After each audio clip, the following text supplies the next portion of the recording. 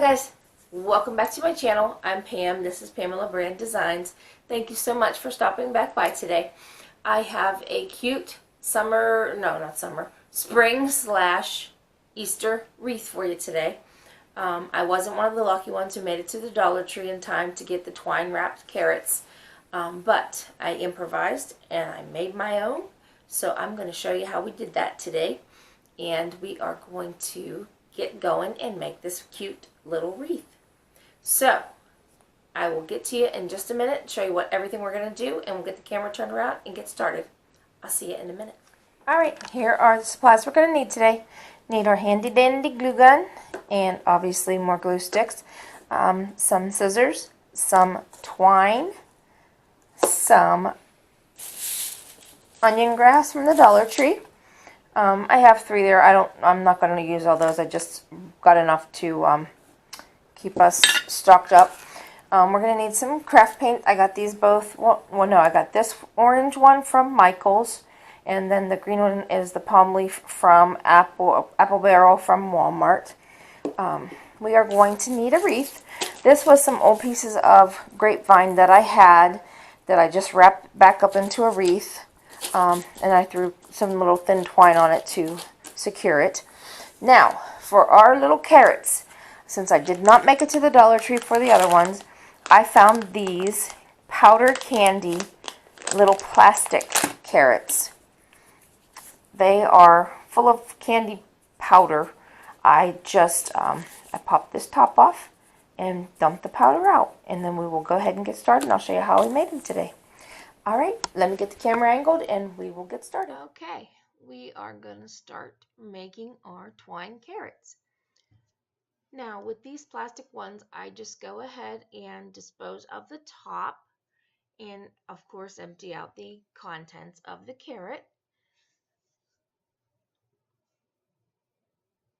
Now, what we're going to do is take our twine, and we're going to start at the bottom of the carrot with a little dab of hot glue. And you want to be careful. I have my glue gun set on the low setting for this project. You just want to go ahead and put the dollop on, and then I start going down the side with a little strip, and I just begin to start twisting it around.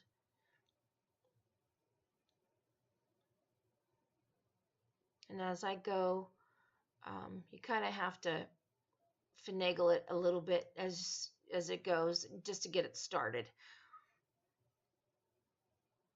It takes a second or two to get everything lined up and the glue to start working properly. And you just want to go ahead and continue adding glue as you go and wrap your twine around. Just keep continuing on. More glue as you head down.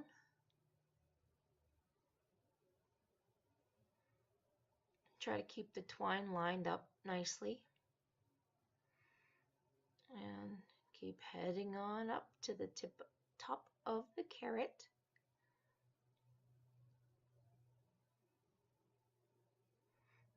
And once you get up to the top, you're going to need actually more glue than you probably did the whole way up top. Just keep adding little dollops as you go. As you can see, the glue is stuck all over my fingernails. It does get a little bit sloppy, and like I said, you want to have that have a glue gun that is a low temp glue gun for this little project, because and if you don't, you could get burned terribly with this. So you might want to use a dowel or a skewer or something to that effect, so that you can push down the twine onto the carrot so you don't get burnt with your glue gun. Then once you get all that covered, do as far up as you can do with your twine.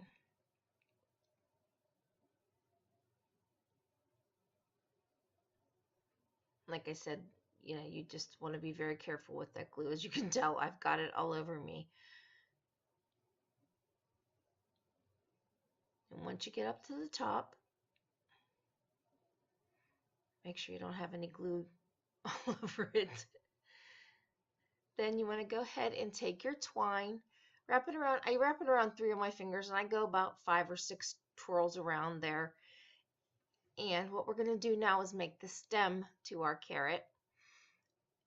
And I take the twine as much as I can and twist it around itself as tight as I can twist it, because we're going to need to put it inside the little opening of the top of the carrot. So I twist it as much as I can, and then I add a dollop of hot glue or two. And this is what we're going to do with holding it in there. So you'll want to just go ahead, and I apologize again for my camera angle not being correct, but just go ahead and twist it into the top of the carrot. And then once you get it all twisted and lined up in there and the glue is holding, you want to go ahead and just cut that apart. And there we've got the top of our carrot.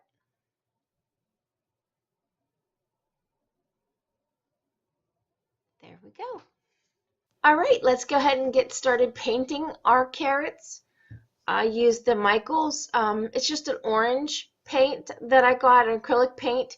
It came in their bundle package that where you get, I believe it's 16 different paints for like $8 or something. So it ended up working out as far as cost wise is the same as it is to buy the apple barrel at Walmart. But yeah, I just go ahead and cover that bottom part with the orange. I do not do it completely. You'll see that there are still some faint hints of the twine that I don't cover completely. And as it dries, there are still some hints of the twine color in there, which I like. It gives it more of that rustic kind of look to it, which is what I was going for. But I like the fact that these are thicker than the carrots that the Dollar Tree came out with. So let's go ahead and finish up with the painting, and we're going to go ahead now and move into getting the onion grass onto the grapevine wreath. And with the onion grass, it does come apart. Once you open it up, you'll see that there are strips that can be pulled apart, and that's what I go ahead and do, is pull that apart. And I won't use the length of the pieces that I pull apart. I do go ahead and take them and cut them, basically cut them in half, and I'll use that length to go around the wreath. Once I cut them, the one section does have the wispy kind of ends to it, and the other one has more of a stocky kind of an end. And it kind of works out as you go along the wreath that it does have both the stocky and the wispiness, because I'll go around, basically go around one time, and then as I go around back around with the onion grass, it kind of overlaps, and you'll get both contours of that onion grass as you go around. And you do keep going in the same direction with the onion grass as you go along. You'll see here, as I go to put it in, you'll see that it's all going in the same direction, and I like that consistency with it, that it's all flowing the same way. And like I said, you'll see how it's thicker in some sections, and then the wispier part of the onion grass is in different sections, which I like that as well. Now that we've got the onion grass in all the areas that I like, I'm going to go ahead and attach my carrots to it. And I put about 5 carrots on this size of a wreath. It's pretty much, I want to say it's about the same size as the grapevine wreaths you can get at the Dollar Tree. Like I said, this wreath was something that I kind of put together myself from pieces of one that I had taken apart from last year. But yeah, it fits about 5 nicely on it. And now we're going to just go ahead and attach a piece of twine to the back of it for our hanger. And I just kind of choose a spot and just go ahead and tie a piece of twine to the back. And then I will also, once I get that piece attached, I will go ahead and also drop a dollop of hot glue so that I can keep that in the same section. It doesn't flip around or anything like that. But I really, really love the way that this turns out. I love the one direction of it and just the simplicity of it. Alright guys, thanks for joining me today and making this cool carrot wreath.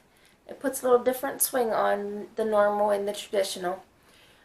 I would appreciate it if you would go ahead and hit the subscribe button so that you can join me on all of my little tutorials. And if when the bell rings, here we go again, when the bell appears, if you don't mind hitting that too, that way YouTube will notify you whenever I upload a new video.